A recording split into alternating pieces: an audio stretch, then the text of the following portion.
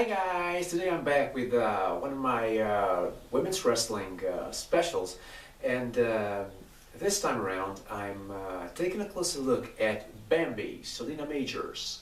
Now then, those of you who know their classic women's wrestling may have already been clued in by this polka dot little number that I'm wearing. That indeed I'm going to be talking about Bambi, because Bambi indeed wore a piece, while not really similar to this one, but a polka dot bathing suit in which she looked absolutely superb, and which more or less became her trademark attire, as far as I'm concerned at least. Well, anyway, Selina Majors was born in 1967, and she became one of the best-known faces of the 80s and early 90s, the golden era, what I call the golden era of women's professional wrestling. She was a perpetual babyface, and her results in the square circle reflected that.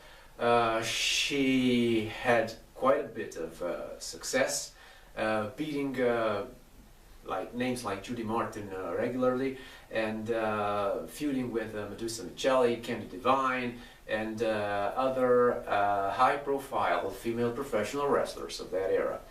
Bambi really hit the limelight in 1987 when she joined the American Wrestling Association, AWA, where she got to wrestle talents such as Magnificent Mimi and a number of other high-profile female wrestlers.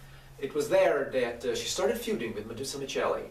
Now, later on, Medusa Feud put a pretty definitive end to that feud by defeating Bambi like 7 consecutive times, if I'm not mistaken, and settling the dispute for good between the two. Now, in addition to the AWA and afterwards the IWA, Bambi also wrestled for the LPWA and a number of David McLean organizations, such as POWW, the Powerful Women of Wrestling, where she continued her babyface role, and she continued to rack up victories. In the LPWA, she had a little bit of a mini feud with Magnificent Mimi, after, on one occasion, Mimi defeated her within 3 seconds after the starting bell rang. So she always sort of wanted to avenge that absolutely devastating loss. In the LPWA, she teamed up with Malaya Osaka to form a tag team of no specific name. They were just called Bambi and Malaya Osaka, I suppose. And at one point in a televised Super Ladies Showdown segment, they wrestled the champions, Leilani Kai and Judy Martin, and they ended up losing that one. So that was pretty much the peak of her LPWA career.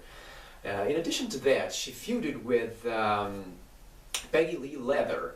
Now, this feud of hers with Peggy Lee Leather continued throughout her career, and the two of them wrestled on God knows how many occasions. And indeed, Bambi pretty much got the better of Peggy Lee Leather most of the time. In 1994, if I'm not mistaken, she went to wrestle in Japan, and unlike many of the American girls who made the same move, she pretty much held her own against the Japanese competitors, and impressed the public over there as well.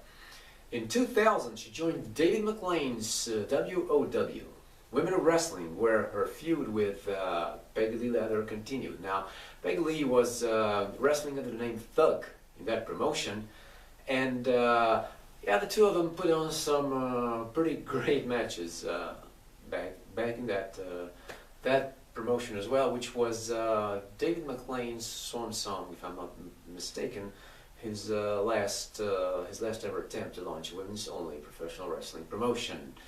Alright guys, so that's it for today.